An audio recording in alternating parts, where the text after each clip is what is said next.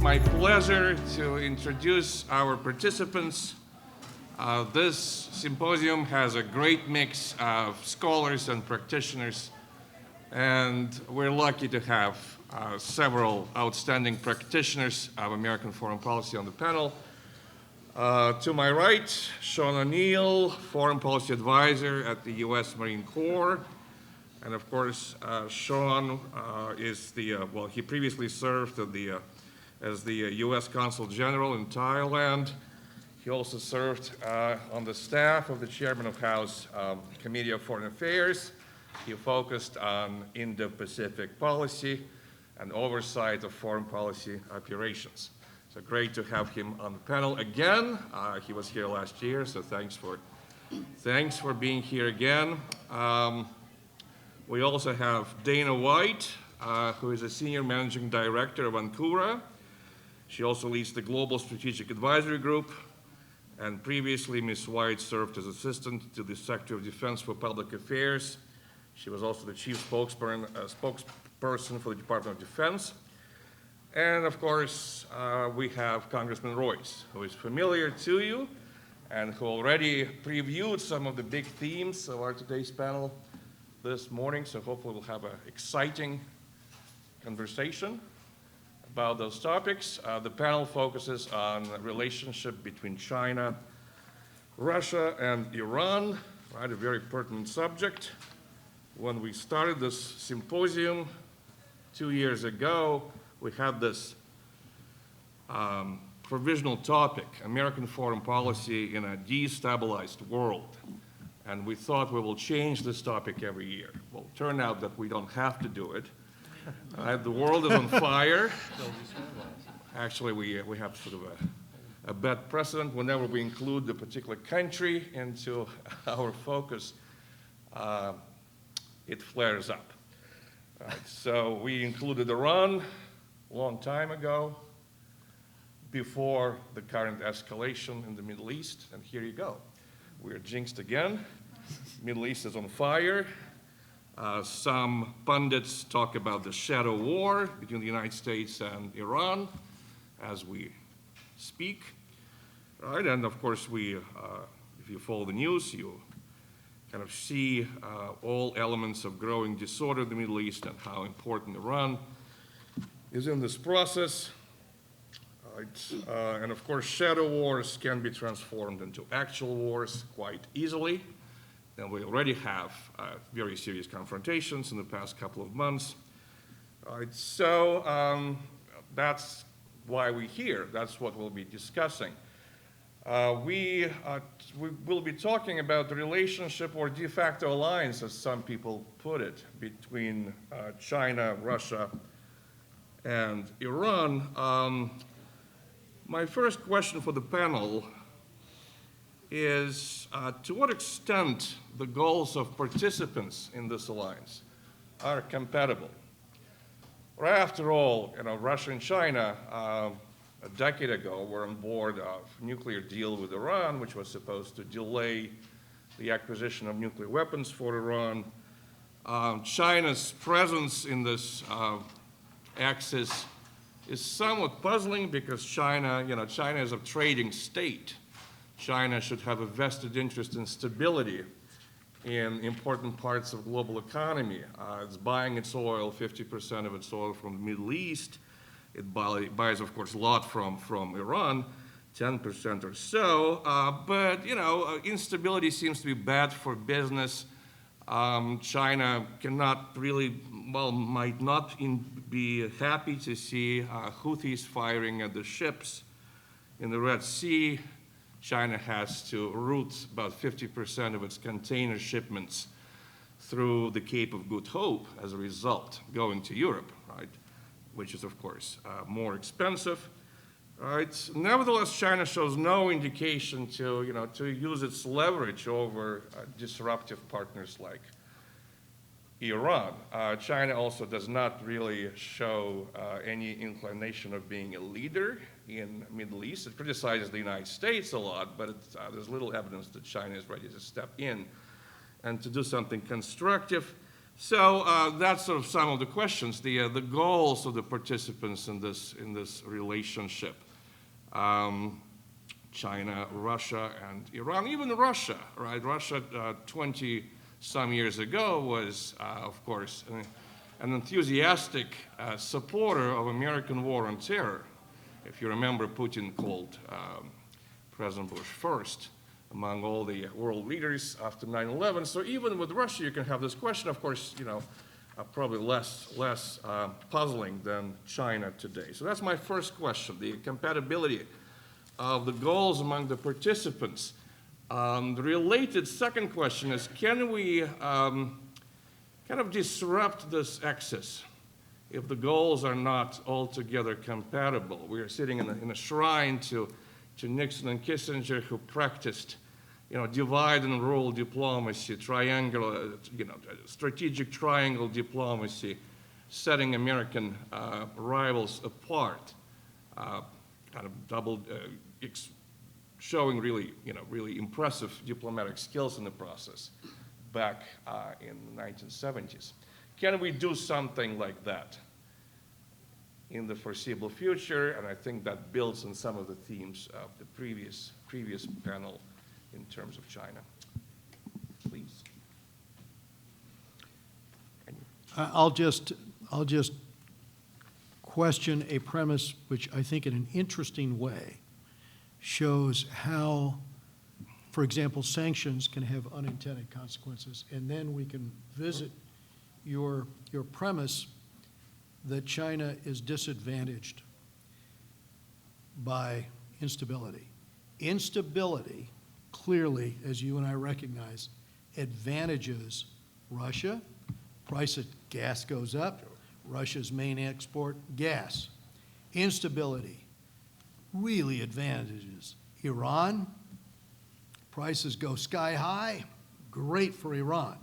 Both of them institutionally are advantaged around the globe in that environment. And normally, a trading nation like China would be disadvantaged. This is just kind of by quirk. But in this particular instance, Russia's gas is offloaded on China at a discount, a deep discount. Iran's gas offloaded on China at a deep discount. It actually advantages their competitive position with respect to what they pay for energy. So, I think the premise itself just has that, it has to be tweaked for that reality. And then secondarily, China is looking for more power in multilateral or international institutions like the United Nations. China is not advantaged in an area like the Middle East or in Africa, where you have states that are not voting with China. What is China advantaged by? The more power Iran gets in that part of the world, the more they have control over the vote of Syria or the vote of Iraq or the vote of Yemen under the Houthis or the vote of Lebanon under Hezbollah pressure. That suddenly, hey, wait, those are authoritarian votes in the institutions where we seek to have influence, where we get most of the loans, and where if the West gets their act together, we wouldn't get such a lion's share. And so I think strategically, you would expect China to step in and say, wait a minute, the Houthis have attacked and actually sunk ships, killed captains, impact our ability, to get to markets. But instead, they've looked at it from the standpoint of, no, we're there, we've got our base in Djibouti, but we don't want to join this fight. Let the UK and the US and Bahrain, which we'd like to see flip to Iran too, they've got ambitions there. Let Denmark, Netherlands, those are our allies right now in that battle. Let them take on the Houthis, and if the Iranians want to keep giving them missiles and keep giving them, weaponry, we're not going to vote against that. We think that expands the power of one of our allies. So there is that part of the calculus, I think, that's going on in the back of their heads. I won't answer your other question, which is a very, very interesting point, which is how could you actually tee it up, you know, Can you? per Kissinger, can you? Can you? Right. So that they look at it through a different lens. But right now, I think that's the lens. Okay. Well, first of all, thank you for having me and inviting me. I feel like my life's come a little full circle. My very first internship was at the Nixon Center in DC. And so I'm very honored to be here. In terms of China's participation, I think China has two main goals. It's to distract and to protect its interests. A lot of the reason I even studied China was because that big country mentality, they're called the Middle Kingdom for a reason, right? They are very focused on their internal dynamics and their situation. And when you look at what they do, one thing you have to also remember is China owes a lot of, actually most of its prosperity to the United States Navy, right? The fact that the United States Navy is the guarantor of international commerce and the greatest force for prosperity around the world, that has benefited China. The stability of the South China Sea, the Taiwan Straits, that's benefited China's growth. Now what you see is China has to distract, or it has to create enough chaos to create a situation where the United States doesn't focus on it, right? So, and it also gets to learn, right? Russia invading Ukraine was great for China because China's like, okay, Putin, you go out and see what happens to you. You stick your toe in the water and we'll watch how the world reacts, because we'd really like to get Taiwan, but we're not sure, right? I think I can do it, but I'm not sure. And so it's really important to understand that his focus, he has to create about 3 million jobs, like a month. Like he has a ridiculous economic burden because his population is going to get old before it gets rich. And you have and in COVID, I think you saw, like there was a lot of, a Chinese emperor always worries about his internal stakeholders. The Chinese people are not meek. They are not docile. We're actually, America's more popular with the Chinese people than often we are with Europeans. But he has to keep stability in his own population. And any fault lines for that creates a situation where he may act internationally. And he wants to show strong man. He wants to be seen with strong men. He wants to be seen with Putin. He wants to be seen with Iran. They want to show that the West's values are compromised, that our principles are fake, right? They are pushing a narrative that's undermining the very fabric of Western democracies. So I don't have to beat the US Navy. I just have to make the American people distracted enough not to support us defending these values around the world. And they've done an excellent job of that together. And I think we should also include North Korea in that as well. Yeah, no, thank you. Thank you for having me here as well. Thank you, Alexi and Dana and Chairman Royce. You know, I used to work for Chairman Royce up on the Hill. And at the time, I had a choice of either going to the War College or going up to the Hill and working with Chairman Royce. And I feel like I got the PhD in like something real from being up there. But one of the things I saw on my time up there and watching your leadership of the committee is you know, how many bills you got passed, right, on a bipartisan basis. And you didn't get them passed by getting everyone to agree to vote yes for the exact same reason, right? You got the bills passed by incentivizing people to vote for them for whatever reason worked for them. And I think that's an important part of statecraft. Your question is, you know, how do we sort of address this, whether it's a de facto alliance, whether it's a partnership or an alliance or an action, whatever we want to call it, right? Their worldview is different. right? That's clear. Their worldview is different. This is not like, hey, we agree on the ends, we just have a different, their worldview is fundamentally different. So how do we approach that? I think we need to alter our statecraft and our tradecraft so that we focus as much on incentivizing parties and countries to do what we want, to do the right thing, instead of just convincing them to do them for our reasons, right?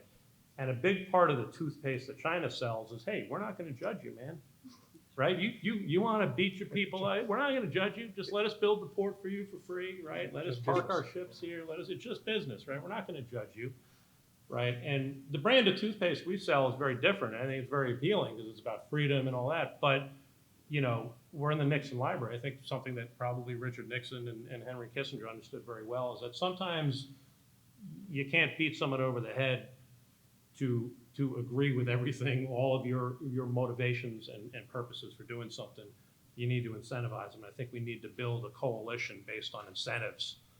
And that coalition then defends the world order of freedom and all of the things that Dana mentioned, the US Navy defends. And I work for the Commandant of the Marine Corps, so I gotta say the Navy and the Marine Corps, right? Otherwise, I'm gonna get kicked out. Important safety tip. Yeah.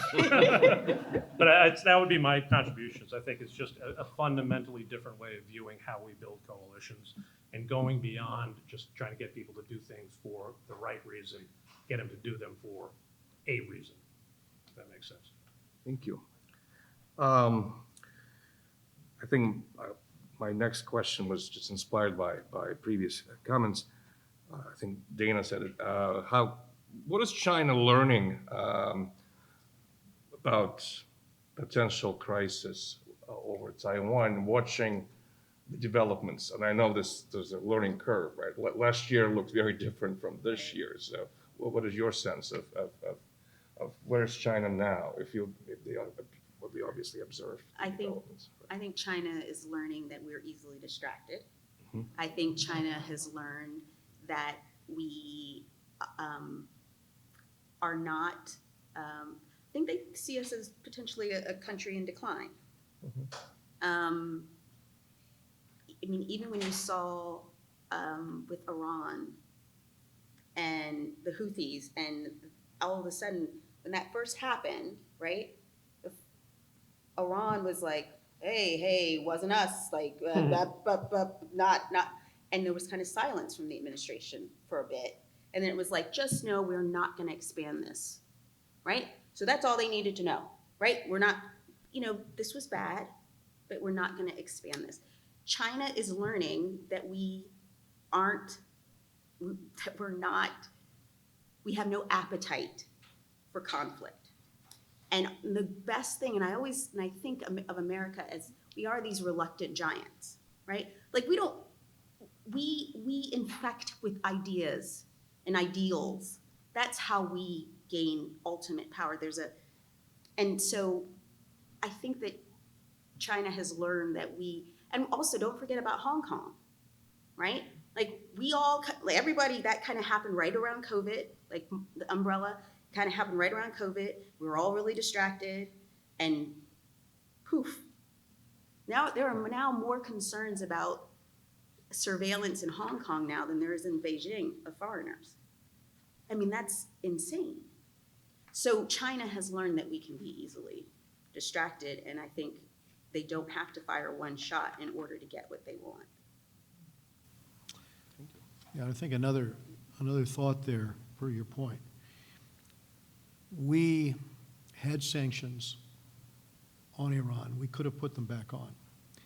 They are worth $10 billion a year to Iran, not having those sanctions on. So by lifting the sanctions, Iran gets $10 billion. They sign off on the attack, which we now know. And a lot of people thought once the proof came out, once the press reports came out, that they had signed off on the, October 7th attacks, that we would put the sanctions back on. But we were in a position, the United States did apparently not want to rock the boat with Iran. And so we continue to suffer the attacks on our fleet and on the international shipping. And yet, we don't take the money away. And China learns from that, too. Absolutely. Yeah, I mean, I think history shows one of the greatest perils for our country is when our adversaries and potential enemies underestimate our resolve, right? When they think we're weak, when they think we're distracted, when they think we're not gonna respond, that's when they strike, and they usually miscalculate, because then we do hit back, right? I mean, Pearl Harbor, 9/11, I don't think they expected that response, right? My mother was Japanese, and her father, my grandfather, was one of the few Japanese who had studied and gotten a PhD in economics in the US in the 1920s. And she said the day after Pearl Harbor, you know, she was 7 or something, but she remembers, she's like, we're packing up, we're moving out of Tokyo, we're out of here. They're like, what do you mean, man? They're gonna fold. He's like, nope, no, they're not. He's like, you guys totally screwed this up, right? But he was one of the only ones who felt that way, right? And, you know, I could see why people have the impression abroad that we are distracted, that maybe we lack resolve. I don't believe that's true in the end, but I'm not, you know, I think that it's, the danger is that people think that, you know, working for the Marine Corps now, I can tell you Marines don't talk about peacetime, they talk about interwar periods. I mean, that's a true thing. They refer to interwar periods because they're always preparing for the next fight. And something the commandant and others talk about is this idea that, you know, I mean, I'll say that maybe conflict as a concept is inevitable in the world, right? Because war is always with us. That fake quote falsely attributed to Plato, only the dead have seen the end of war, right? But no individual conflict is inevitable, I think. And no individual conflict cannot be deterred. And every day that we push that to the right, every day that whether it's Xi or Putin or whoever else it is, Kim Jong-un wakes up and they're like, no, not today. Today's not the right day, right? We buy time for something to happen, a political solution, a realignment politically, diplomatically, a technological innovation, something that makes that plan, that idea go away. And so, you know, projecting that confidence is, and that resolve is really, really important for us right now. And I don't know if we got it, but I mean, we got the resolve. I don't know if we can project it, Communicate. you know. Thank you. What is the best strategy to deter Iran currently? We talked about, we mentioned sanctions. Should we incorporate the use of military force to a greater degree? I think sanctions, Iran's very vulnerable. The majority of the young people in Iran do not appreciate a theocracy. They desperately want European-style democracy, if you talk to them. And so, from my standpoint, the wisest thing we can do is look at what worked. In the past, when we were choking them with respect to the money for their nuclear program, and there's nothing more expensive for a government to do than to have a nuclear weapons program. It's the most expensive military thing you can spend money on. And for Iran, they didn't have the money. And they still want to build out their system. They're still working on their ICBMs. I'd say put the sanctions back on them, especially given what they've done with respect to the support for the Houthis, but also for their support for Hamas and signing off on that attack. I'd say make them pay the price. Secondarily, I think in the region, if you did that, you would have a realization on the part of other states in the region and governments that we're serious again. And that would create sort of a realignment and would check their ability to do as much destruction and destabilization as they're doing right now. And I think, again, you pick for the way to exert pressure without use of the military. Anything you can do, especially when you have people on the front lines fighting for their own freedom, why you wouldn't want to give them the weaponry, as we did Britain in 1939, 1940, 41, I can't imagine why you wouldn't want to do that. Because that makes the rest of democratic societies safer and also does not compound with all the problems you get if you send U.S. military in. There's probably an exception to be made for those who train, you know, or help people on the ground in an environment like, let's say, northeast Syria, where you're trying to fight ISIS, right? And you try to hold ISIS down, so you're cooperating with the Christian and the Kurdish battalions. That makes sense, but you're talking about a couple hundred people there. So I think broadly, that's the best strategy, most economical, but also best in keeping with U.S. with our interests of our own people here that have about had it in terms of cavalier decisions which do not end up being in the national interest. I think this kind of a strategy very much is. I mean, I would agree completely with that, and add, I think, from a strategic over-the-horizon thing, the other thing we need to be looking at and doing is reinvigorating, refocusing our defense industrial base, right? Really looking at what do we need to be building, not just for this crisis, but for the next 10, 20 years. For deterrence. For deterrence. That's correct. what democracies need. Correct. Democracies need to be taken seriously in terms of their ability to defend themselves, because historically,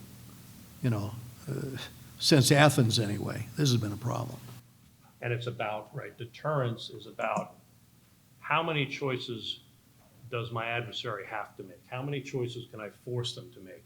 And the more stuff you have, the more options you have, the fewer choices you have to make, the fewer trade-offs you have to make.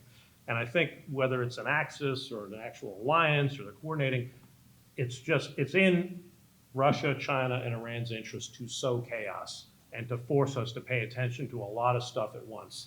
And if they know that we don't have the ships and we don't have the equipment and the personnel to do 5 things at once, they're going to try and make us do 5 things at once, right? And so we got to think about how can we do 5 or 6 or 7 things, right? It's probably cheaper in the long run than war. Yeah. But Alexei, you raised the question, and you probably thought about this. What could we do to actually, like Nixon sort of split Beijing here, Moscow here? It wasn't an alliance, and then suddenly it wasn't. What are some of your thoughts on that? Oh, that's why I ask you. I don't know. But it strikes me, and I guess that was the theme in the previous panel, and that's what a lot of China specialists sort of kind of voiced. China is a kind of a kid in the wrong company, kind of bad company. China's not around. China is an enlightened developmental dictatorship compared to Putin and to Iranian mullahs. It's just not in the same category. And China understands that its power is economic, right? And China is a revisionist, might be, but it is a smart revisionist. And the degree of Chinese revisionism, the term which is currently in vogue in international relations, is just different from Iranian revisionism or Russian revisionist turn. So that's sort of what inspires my question. There should be some incentives which China can reciprocate. Is there a way to change the thinking of people within China, as we did with Radio Free Europe, Radio Liberty in Russia and in the former Soviet Union, so that people have second thoughts about a Leninist system in which all the decision-making is based upon your commitment to the party, your commitment to an ideology, and instead opens up the space which China had maybe 20 years ago, where those involved in academia could look at other options besides a strict Leninist system? It's hard because Chinese Communist Party is really protecting itself by nationalism. Nationalism works in favor of the Chinese Communist Party. Plus, they deliver. They're not a sclerotic Marxist-Leninist regime which existed in the Soviet Union in the 1980s. They deliver, and it's no longer 9% growth. Yes, it's probably going to be 5 if they're lucky this year.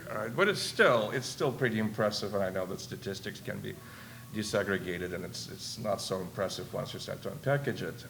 But still, it's pretty good, and as was mentioned by a previous panel, the Chinese population, by and large, agrees with this. So I'd like to, just kind of explore this. Dana, one of the things that President Nixon said in '93, as he was thinking about this, and he gave the last speech over to the House, and he asked me to go with it. I've represented his old district, so he said, why don't you come over to the Senate? I'm going to talk to the senators. He gave these remarks, but he started with China. And he said, you know, in a way, Russia was always going to be dysfunctional, and culturally, it's a lot of dysfunction there. But China, my one concern, we're going to try to reach out to China. We're going to try to get them to, join the modern world, liberalize their system, open up their system. But what if they combine an authoritarian system with, what did he call it, like corporate capitalism, state capitalism? We could have a real problem on our hands, because at that point, they could be aligned with Moscow again. We have to be concerned about that. So it's exactly what Alexei's saying. How do we, given where we've found ourselves, which is not where he hoped we would go, but where he warned in '93 we might end up, what are some thoughts about what we could do? Well, I think first and foremost, we have to be proud of the values that we have. And we've lost that, right? Like, part of the power of the Cold War is our ideas were better than theirs. Our values were better than theirs. We were, we have made people prosperous. We have given people a path to freedom. What have you done, right? Like, that was truly the choice. And we aren't that anymore. We aren't talking about ourselves anymore. And the Chinese people, again, admire us. I was just in China in September. I was in the hinterlands of Chengdu, seeing pandas and meeting people, and the Chinese admire us. They admire what we've been able to do. But it also bothers them that there are no students there. There are about only a few thousand American students or foreign students in Beijing right now. That resonates with the Chinese. The Chinese people want to be a part of the world, and they look to us. And I think the thing we need to do is we need to be much more proud of who we are. And again, admitting what we do wrong, that's fine. But make no mistake about that, we are still the greatest source of good in the world, and we brought the most prosperity and freedom to people the world has ever known. And we don't talk about that. We don't own that. And then they're able to undermine us. There's a study, 10-year-olds in China and America, 10-year-olds all wanted to be astronauts. Today, Chinese 10-year-olds still want to be astronauts. Our 10-year-olds want to be influencers. We're getting dumber. Hate to say Yeah. it. What about the idea that in TikTok in China, you turn that on and you're listening to Mr. Science, and you turn it on here and you're learning how to be an influencer. Yeah, But they don't want it regulated here, but there they regulate it so that kids can only watch it 40 minutes a day or whatever it is. Maybe in our society, we need to put more focus into the malign influence of some of these devices, which frankly are not assisting in educating children, but are making them less serious about. And undermining, but undermining American values. And, to Dana and Chairman Royce's point, so I've spent over 20 years now living and serving in 8 Indo-Pacific countries, right? And something I've gathered or I've observed, when we don't speak proudly about our country and our culture and what we bring to the table, people think it's a little weird, right? I mean, they respect us just a little bit less if all we do is beat ourselves up, and we do it on TikTok publicly now, right? When we do it, and if all we do is point out our own flaws, it's kind of like if you invited someone over for dinner and all they did was badmouth their family the whole time, you'd kind of be like, I'm not inviting this guy over for dinner anymore, right? Like, he can't even say anything nice about his own family, and then he's broadcasting it on TikTok. That's weird. I might not want to be partners or allies with that person, right? It really undermines our strength and our resolve and the appearance of our resolve when we do this. And, it's just pragmatically a bad idea, and it's wrong, too. I mean, I happen to think it's wrong. I just want to share a story. Secretary Mattis loves to tell this story of there was a man who was a terrorist setting IEDs, and they caught him, and he was shaking, and General Mattis at the time, General Mattis tells him, like, he asked what was going to happen. He's like, you're going away for a long, long time. And he gave him a cigarette, and he was shaking, and he said to him, he's like, but if I'm really good, could I go to America? Right? It's incredible. Here he was trying to kill American soldiers, and yet the idea of America still intoxicated him. That's the power of who we are. And I think it's very poignant that we're on a college campus, because our young people don't know that story, and they don't celebrate that story. And you've got young people, who think American soldiers are baby killers and Hamas are freedom fighters. That's a problem. That's a problem. Great. Thank you. So for the record, this is a panel for peace, right? Nobody recommends the use of force, right? Nobody wants tanker wars from 1988. It's all about soft power and a lot of other important issues. So let me ask one more question, and then I think we're going to open it to everyone to jump in, because those topics are fascinating. The broader strategy in the Middle East. One criticism might be that, and again, let's see if you agree with this criticism, is the United States is trying to, in the past,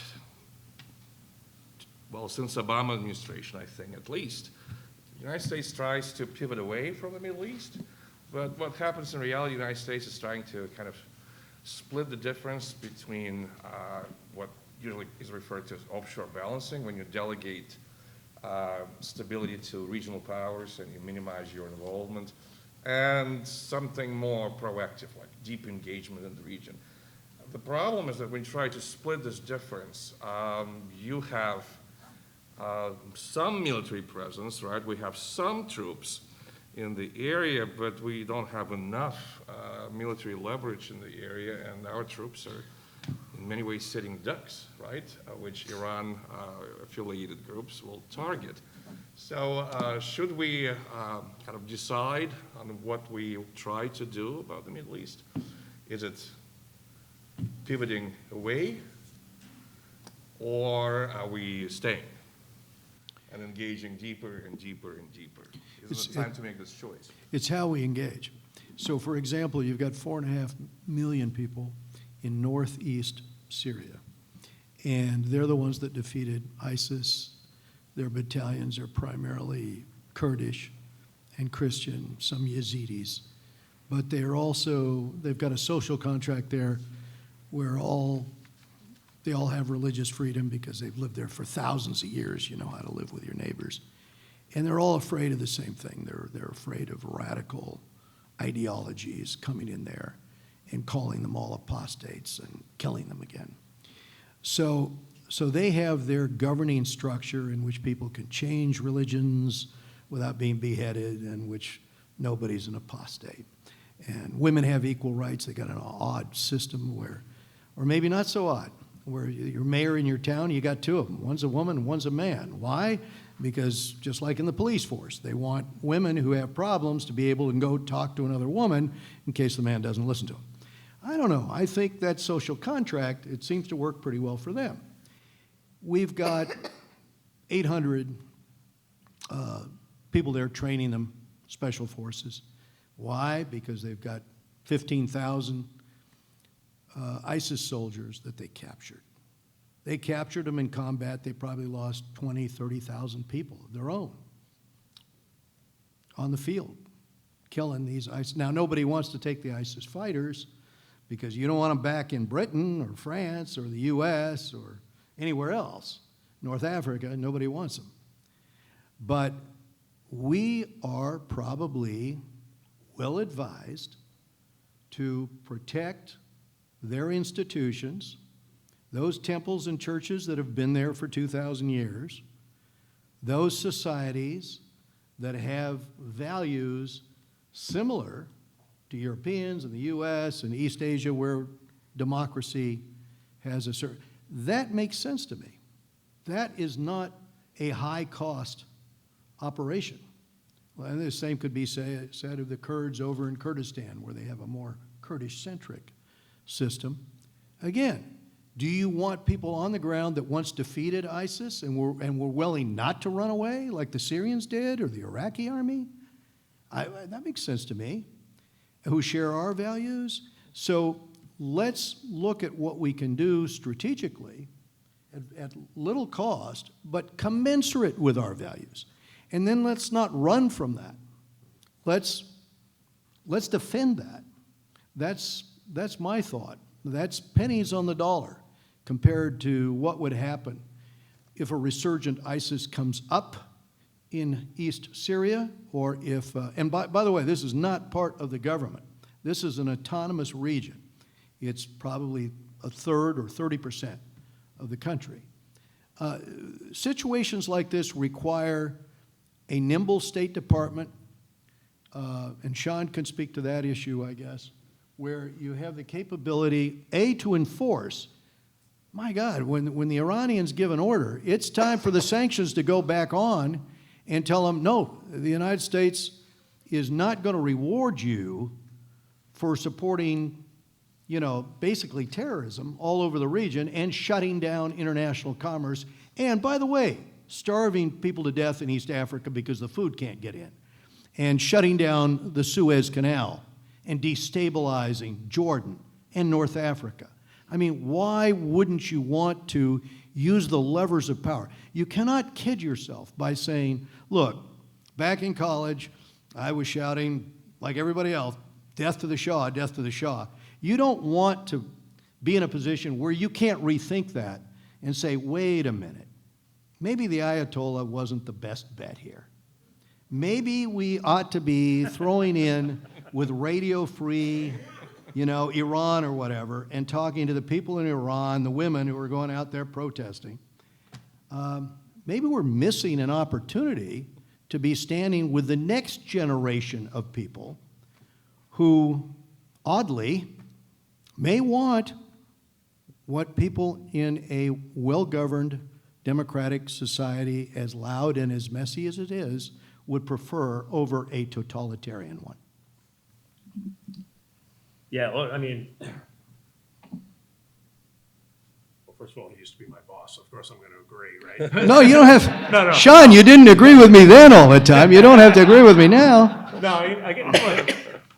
Yeah, I think that's right. And as the one guy here is still getting a government paycheck, I won't wade into policy too much or policy prescriptions. But I think to make all of that work, which is the right thing to do right now, I think we need a much more strategic approach to our national security apparatus. I think we need a much more holistic approach to our national security apparatus.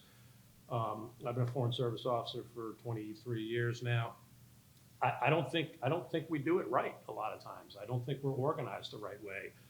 I think that what the men and women out there, whether they're military or foreign service or what have you out in the field, what we owe them as policymakers is a kind of a strategic over the horizon, thinking, both temporally and geographically, right?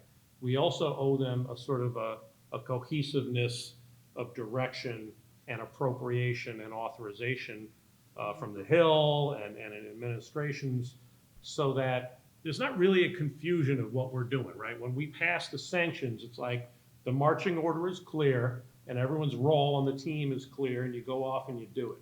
I'm telling you that doesn't happen right now, right? If we pass sanctions tomorrow, it wouldn't be clear to everybody at every embassy what they needed to do and what all the agencies needed to do together. It wouldn't be clear. And so the sanctions would be the right thing to do, but we wouldn't get the most, juice out of that squeeze because we're just not set up that way. And I think, speaking just from the Foreign Service, I would say I think a big part of that is we need to kind of reorient our State Department to view itself much more as an operational institution than an intellectual one. Right now, we recruit people for intellectual skills, which is fine. You want smart people. But I think we need to view ourselves for what we are, which is an operational entity of the national security apparatus of the U.S., much the way the Marine Corps, the Marines that I work with now view themselves. We hire very smart Marines, right? We recruit smart Marines, enlisted and officers. But they don't kid themselves. They know that nobody's going to ask them. The Secretary of Defense is going to ask them on day one, hey, what do you think we should do about Russia policy? It's like, no. Go move this thing up the hill. When we're done moving the thing up the hill, I'm going to give you another bigger job and another bigger. And someday maybe I'll ask you about Russia, right? Or Iran or whatever. And the State Department unfortunately doesn't work that way now. I think that's a bit of a problem for getting the stuff that Chairman Royce talked about done. Well, I'll be very short. I'll associate myself with all of those comments. I think the other thing that we as Americans have to get our head around is because we tend to like to get things done, check the box, and move on. It's just culturally how, and we have to understand, and we do that with the Middle East all the time. Okay, here we go. Okay, you've got it. Okay, can we go? You can't. We can never go, right?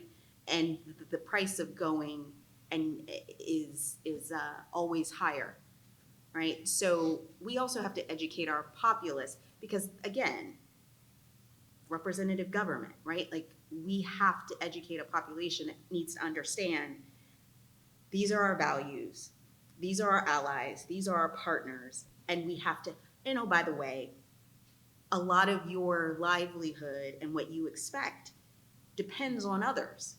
And so making sure that we're involved in the world and engaged in the world, and it's about how we're engaged in the world, is really, really important. And so the Middle East is not going anywhere. So I think we have to think through strategically, how much do we want to be dependent? Again, energy is a big deal. Like, what do we want to do domestically? What do we want to, but have a holistic view and realize you can't just get out of the Middle East. All right, I would like to thank our panel. It was a delight. Thank you. We'll just open it up for questions, I guess. Because Okay, questions. All right, hold on a second here. Let's get as many questions as possible. I'm going to come back to you in a minute.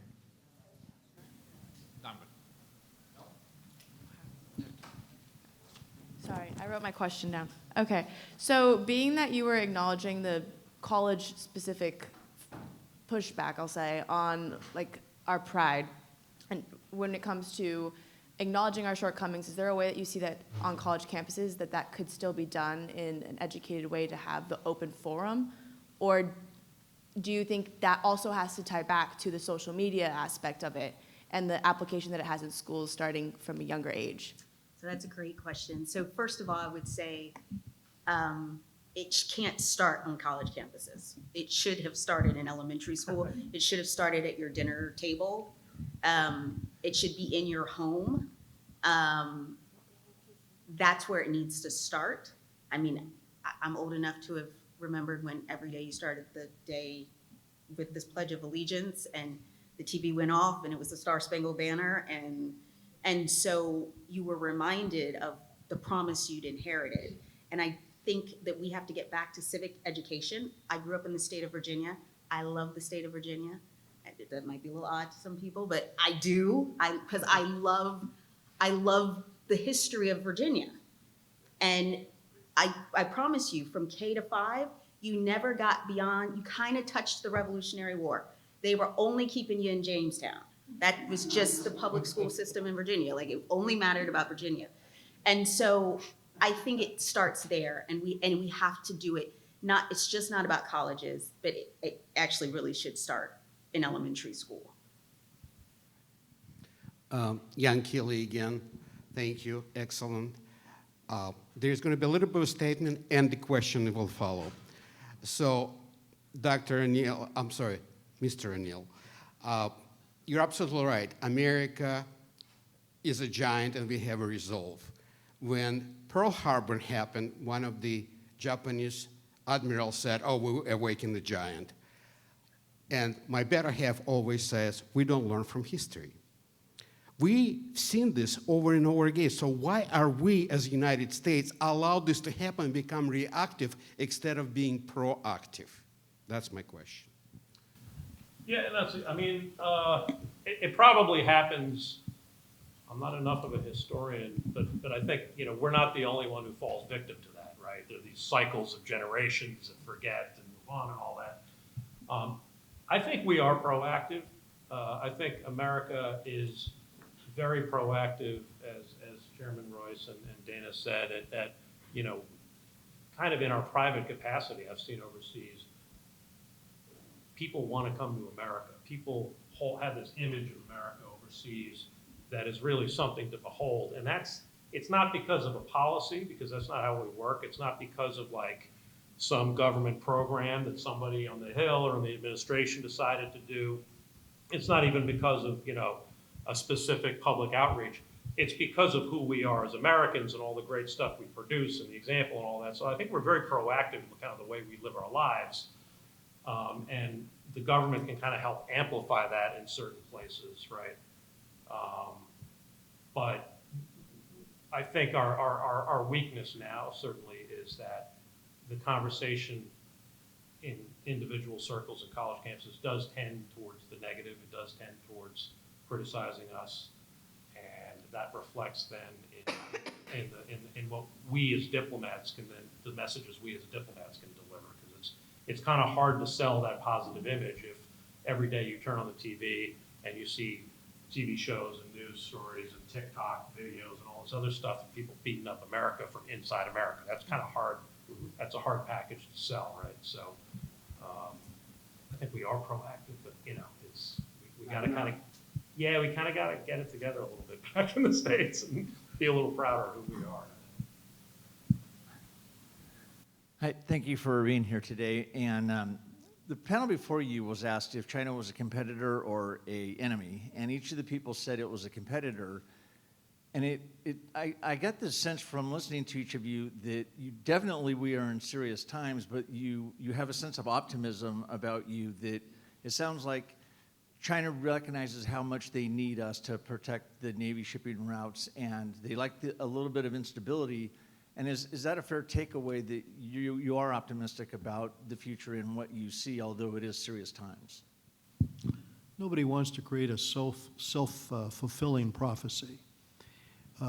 Obviously, people have, you know, free will, and that includes heads of state in the Politburo.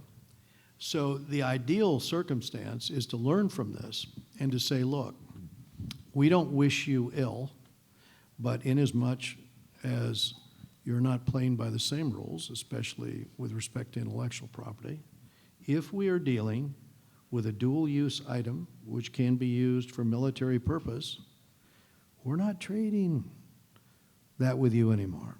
We're not manufacturing that over there in your country anymore. We're happy to do business with you, but there is a national security component for us here in the United States. I think that can be said in a way that doesn't give offense, but is very practical. And by the way, that's already their rules of the game. We're simply playing by their rules once we say, no, we're not going to have dual-use items where you have access to those anymore. I think we have to. We owe it to ourselves. We owe it to our allies to begin to lead on that process, and I think we will. I just got to put a quick plug in for that. I mean, you know, I talked about the defense industrial base. Yeah, like what Dana said earlier, U.S. Navy has guaranteed global commerce for a while. China's got 370 ships now. We got 280, right? They're moving up to 395 by 2025. This is an on-class assessment that we put out. So they don't have all the blue water capabilities we have. They don't have all the sustainment capabilities we have, but they've got a lot of stuff, and they're getting better every day. And if we don't pay attention and we don't, you know, keep up our capabilities, they may not need us quite as much to guarantee that, and then it's a different ballgame. But I have a thought on that too, Sean. I mean, we've got, 350 million people, whatever it is. China has 1.4 billion. And so one of the things we should be looking at, I've gone to the International Fleet Review with the Indian Navy. Hey, that's a pretty impressive and growing Navy. Japan is looking at building out its fleet. We know South Korea wants to put ships in the water as fast as they could. Maybe it's time to be looking at doing this with our allies, just as the Australians are doing that now with our subs. Maybe democratic states should be paying more attention to a long-term strategy of interoperability, just as we did with NATO. And what did that do? What NATO did was to check the ability of Russia to recapture that territory after the war, when obviously, you remember the Berlin aircraft, or reading about it anyway, and all of that. This was successful. NATO was a success. So, you know, I think that that's a way to look at it. Deepen those relationships and build that deterrence, because when you have enough deterrence, people don't get close to that line. I agree that the thing that China doesn't want, it doesn't want to lose face, right? So they don't have to beat us. They can just create enough, they can blind us, they can confuse us, and they can complicate our decision making. That's without actually necessarily truly confronting the US Navy, right? And that's what's dangerous, and that's what's dangerous about our lack of resolve about what we stand for and what we're willing to do. Because, again, I go back to Hong Kong.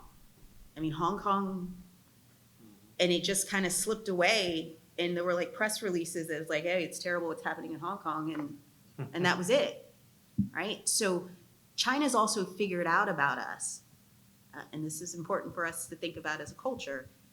We care a lot about commerce, and we care a little bit more about commerce than we care about values. And they figured that out about us.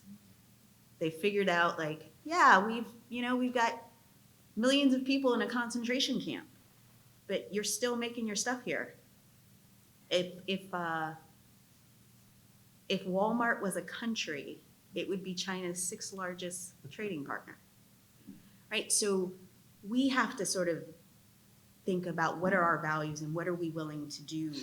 Because I firmly believe if there's a conflict around Taiwan, it's not going to be, an onslaught of missiles. It's going to be confusing.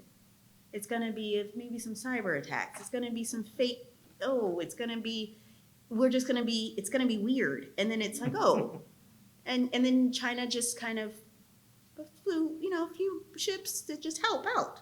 Right? Like, and we'll be like, what's going on? And then the American people don't know where Taiwan is. And then they don't know what's the value of Taiwan. They look Chinese, right? So we haven't educated.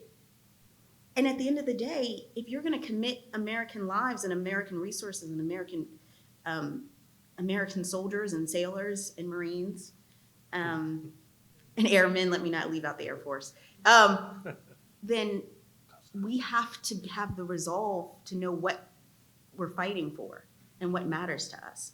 And by the way, on Hong Kong, I served there 2014 to 16 when the umbrella protest started in 2014. And it was about universal suffrage, getting universal suffrage. They hadn't passed the national security law. So this was like what led to where they're at now, right? And a really interesting thing was that the pro-mainland, pro-CCP factions in Hong Kong would consistently, to us and to the public, to American audiences, Wall Street Journal, make the argument that, hey, listen, you guys need to lay off, and you can't have universal suffrage, because if you have universal suffrage, people are going to vote for all these populist socialist programs and giveaways, and that's going to hurt your banks and your businesses.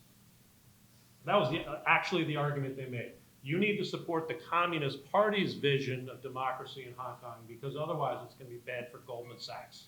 And they literally made that argument to us. And I think because they were like, hey, Yeah. these guys care about commerce, right? They care about money. We can peel them off. So I want to pick up a couple themes here. You're talking about learning from history. We've been talking a little bit about Taiwan. I'm wondering, and the earlier panel talked about China is a competitor. Is a competitor, not a challenger. And I'm just sort of wondering, if we assume that China is, like most people in the world, generally good, but they have this bone to pick about Taiwan, perfectly happy to be a global citizen, but they want Taiwan as part of China, as part of that end goal. And you're studying the U.S., and you've seen how support for arming Ukraine is flagging, and eventually it looks like Russia's ahead in that.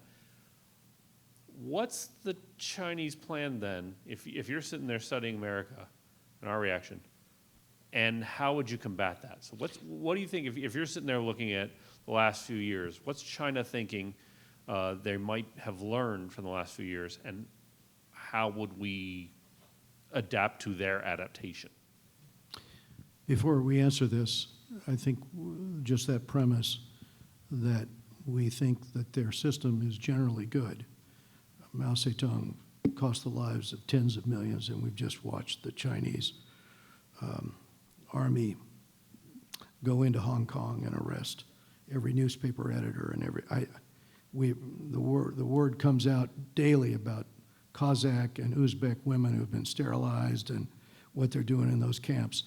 I don't think Americans think that that particular Leninist system has worked out particularly well.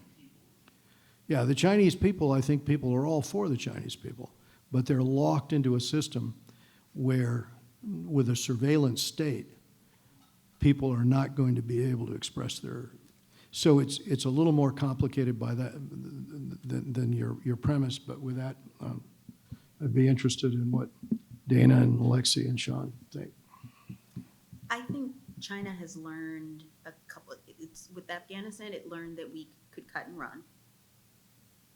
I think they've learned with Hong Kong that it wasn't that painful. Like, we let that kind of democracy-ish kind of, wasn't that important.